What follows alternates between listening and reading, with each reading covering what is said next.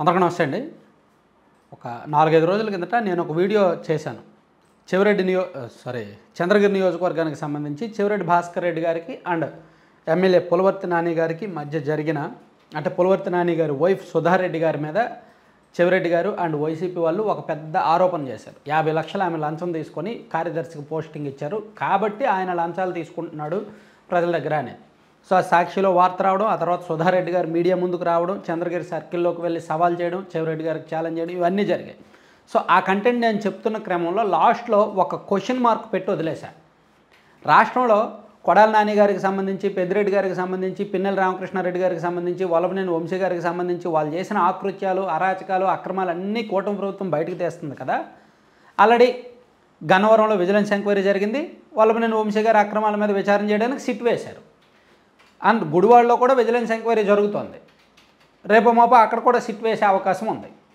And పొంగనూరుకు సంబంధించి, పెద్దిరెడ్డి గారికి సంబంధించి ఆల్రెడీ సిట్ విచారణ జరుగుతోంది. ఇలా రాష్ట్ర వ్యాప్తంగా అన్నీ జరుగుతున్నాయి. మరి వైసీపీలో అత్యంత కీలకమైన నాయకుడు, తెలుగుదేశం పార్టీని చాలా కాలం పాటు ఇబ్బంది పెట్టి అక్కడ కార్యకర్తల్ని ఆర్థిక మూలాల మీద ధ్వంసం చేసి కేసులు పెట్టి, అక్రమ కేసులు పెట్టి, అక్కడ తెలుగుదేశం పార్టీ అభ్యర్థి పోటీ చేయడానికే భయపడేలాగా దాదాపుగా వాళ్ళని వెంటాడి వేటాడిన చెవిరెడ్డి భాస్కర్ రెడ్డి గారి మీద ఎందుకని చర్యలు తీసుకోవట్లేదు అనే ఒక ప్రశ్న ఆ వీడియోలో నేను రైట్ చేశాను. దానికి సమాధానం నాకు దొరికింది. అదేంటంటే చెవిరెడ్డి గారికి కూటమిలోనే ఎవరో పెద్దలు సీక్రెట్ ఫ్రెండ్షిప్ ఉంది, చెవిరెడ్డి గారితో చీకటి స్నేహం ఉంది. అది ఎవరికి, ఆ జిల్లాలో ఉన్న కీలకమైన ఎమ్మెల్యేలకు ఒక ఇద్దరికి ఉందా నా అనుమానం. అదే జిల్లాలో, ఉమ్మడి చిత్తూరు జిల్లాలోనే టీడీపీలో కీలకంగా ఉన్న సీనియర్ ఎమ్మెల్యేలకు ఒక ఇద్దరితో ఆయనకు ఫ్రెండ్షిప్ ఉందనేది ఒకటోది. ఇక రాయలసీమ జిల్లాకు చెందిన ఒక మంత్రి గారితో చెవిరెడ్డి గారికి సంబంధం ఉంది, ప్లస్ ఫ్రెండ్షిప్ ఉంది అనేది మరొకటి.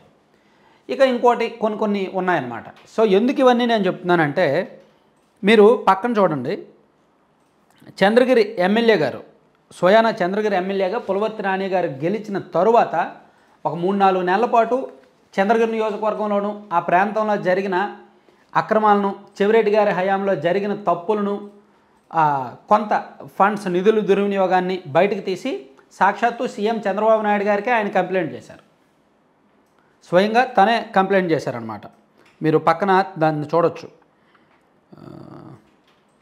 లెటర్ నెంబర్ 1751 అని చెప్పి dated 18/12/2024, subject SSR 2025 Tirupati district 166 Chandragiri constituency. Bogus voters are not deleting during house to house verification in Chandragiri assembly constituency, request take necessary action regarding అని చెప్పి లెటర్ నెంబర్లు, సబ్జెక్టు అదంతా కూడా చాలా డీటెయిల్డ్గా చంద్రగిరి ఎమ్మెల్యే పులవర్తి నాని గారు సీఎం గారికి కంప్లైంట్ చేశారు.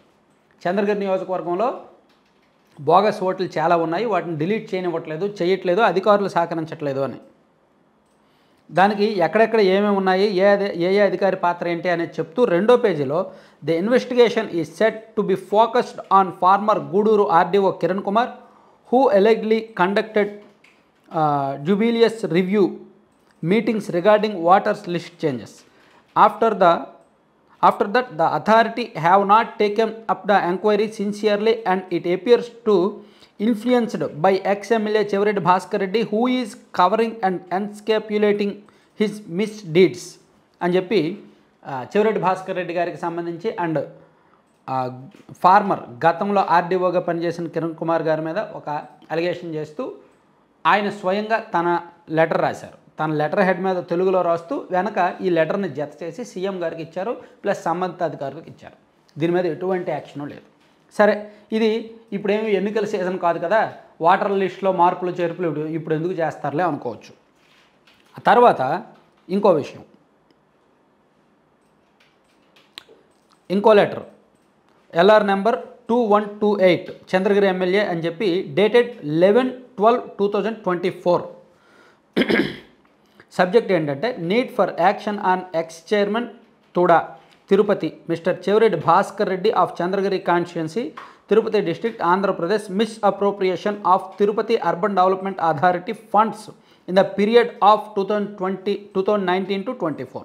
సో 2019 నుంచి 2024 మధ్యలో తోడా చైర్మన్గా పనిచేసిన చెవిరెడ్డి భాస్కర్ రెడ్డి గారు నిధుల దుర్వినియోగానికి పాల్పడ్డారు, చాలా అవినీతి జరిగింది. దానికి సంబంధించి ఆయన ఒక 17 పాయింట్లు ఇచ్చారు. ఏ విధంగా అవినీతి జరిగింది, ఎక్కడెక్కడ నిధుల దుర్వినియోగం జరిగింది అనేది ప్రాథమిక ఆధారాలు, ప్రాథమిక సాక్ష్యాలు ఇస్తూ పూర్తి సమాచారంతో కంప్లైంట్ చేశారు. మరి దీని మీద విచారణ జరగాలిగా. 9 నెలలు అయింది. ఆయన లెటర్ ఇచ్చిన 4 నెలలు అయింది. ఎందుకని విచారణకు ఆదేశించట్లా? ఇప్పుడు ఇతర చోట్ల చాలా చోట్ల విజిలెన్స్ ఎంక్వైరీ అంటున్నారు, రకరకాల ఎంక్వైరీలు అంటున్నారు. మరి ఇక్కడ ఏమీ జరగట్లా. సాక్షాత్తు ఎమ్మెల్యే గారు సీఎం గారికి లెటర్ ఇచ్చారు, అండ్ ఎమ్మెల్యే గారు సంబంధిత శాఖల అధికారులకు కూడా లెటర్ ఇచ్చారు, కానీ జరగట్లా. అలాగే ఇంకో సబ్జెక్ట్ కూడా ఇక్కడ letter number 1557 dated 19/11/2024 same Chevireddy Bhaskar Reddy గారి మీద విషయం ఏంటంటే, dismantled Thummalagunta irrigation tank of Tirupati rural mandal.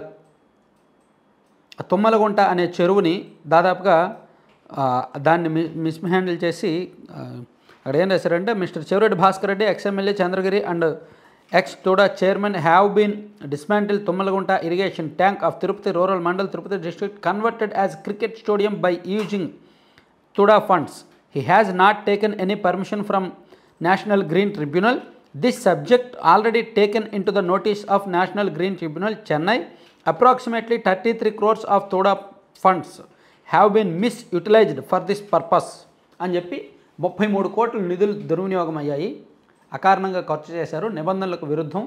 So ఇది చట్ట ఉల్లంఘన అండ్ నేషనల్ గ్రీన్ ట్రిబ్యునల్ ఆదేశాలకు విరుద్ధం, వాళ్ళ అనుమతి కూడా లేదు అని చెప్పి ఒక చెరువును ధ్వంసం చేసి క్రికెట్ స్టేడియం కట్టడం పైన కూడా ఫిర్యాదు చేశారు. ఇది కూడా ఒక పాయింటే. ఇట్లా 3 అంశాల మీద సాక్షాత్తు ఎమ్మెల్యేనే ఆయన లెటర్ హెడ్ మీద ఆయనే కంప్లైంట్ ఇచ్చినప్పుడు ఎందుకని కనీసం ఎంక్వైరీకి విచారణకైనా ఆదేశించాలిగా. 4 నెలలు అయింది లెటర్స్ ఇచ్చి, ఎందుకని ఆదేశించట్లా? దీని వెనక రీజన్ ఏంటంటే, చెవిరెడ్డి గారికి అనుకూలంగా కొంతమంది ఉన్నారు, కూటమిలోనే కొంతమంది ఉన్నారు. నిజానికి చంద్రబాబు నాయుడు గారు ఈవెన్ మొన్న కూడా ఒక మీటింగ్లో చెప్పారు, వైసీపీ వాళ్ళతో ఫ్రెండ్షిప్ చేయొద్దు, వైసీపీ వాళ్ళకి ఏం పనులు చేయొద్దు అని. సో బాబు గారు చెప్పిని బయటకు చెప్తున్నారు మీటింగ్స్లో, కానీ లోపాయికారిగా జరగాల్సినవి జరిగిపోతున్నాయి. ఇప్పుడు కూటమి ప్రభుత్వం వచ్చాక ఎన్ని జరగలేదు వైసీపీ వాళ్ళకు అనుకూలంగా? సాక్షాత్తు జగన్మోహన్ రెడ్డి గారి కుటుంబ సభ్యులకే కదా గనులు లీజులు, క్వాడ్స్ గనులు ఏవో లీజులకు సంబంధించి సంతకాలు పెట్టారని అప్పట్లో ఈనాడులో వార్తలు వచ్చాయి. ఈనాడు ఆంధ్రజ్యోతిలో ఎప్పటికప్పుడు వార్తలు వస్తూనే ఉన్నాయి. షిరిడి సాయికి ఇంకా కట్టబెడుతున్నారని, గనుల శాఖలో ఇంకా వైసీపీ వాళ్ళ ముద్ర ఉందని, అవన్నీ జరుగుతూనే ఉన్నాయి. సో అలాగే అదే క్రమంలో రాష్ట్రంలో కొంతమంది వైసీపీ నాయకులకి స్టిల్ ఇప్పటికీ కూడా సహకారం అందుతోంది అనడానికి ఇదే. ఒక తెలుగుదేశం పార్టీ ఎమ్మెల్యే గారు అఫీషియల్గా కంప్లైంట్ చేస్తే కనీసం ఎంక్వైరీ చేయట్లా. ఒక ఎంక్వైరీ కమిషన్ లేదు, విజిలెన్స్ ఎంక్వైరీ లేదు, ఏమీ లేదు. ఇటువంటి నాయకుల్ని అంటే అందులోకి చెవిరెడ్డి భాస్కర్ రెడ్డి గారు జగన్మోహన్ రెడ్డి గారికి అత్యంత సన్నిహితుడు, ఒక ఆర్థిక శక్తిగా ఎదిగారు చాలా తక్కువ కాలంలో. ఆ జిల్లాలో తెలుగుదేశం పార్టీని బాగా ఇబ్బంది పెట్టారు, టీడీపీని ఎదగనియలా. అందులోకి ఇది చంద్రబాబు నాయుడు గారి సొంత కాన్స్టిట్యుయెన్సీ. ఆయన ఎంత జాగ్రత్తగా ఉండాలి, ఎంత అప్రమత్తంగా ఉండాలి. సో అందుకే ఇంటర్నల్గా ఏదో జరుగుతుంది, సంథింగ్ చీకటి స్నేహాలు ఏవో ఉన్నాయన్నమాట. అది దానికి సాక్ష్యం ఇవే.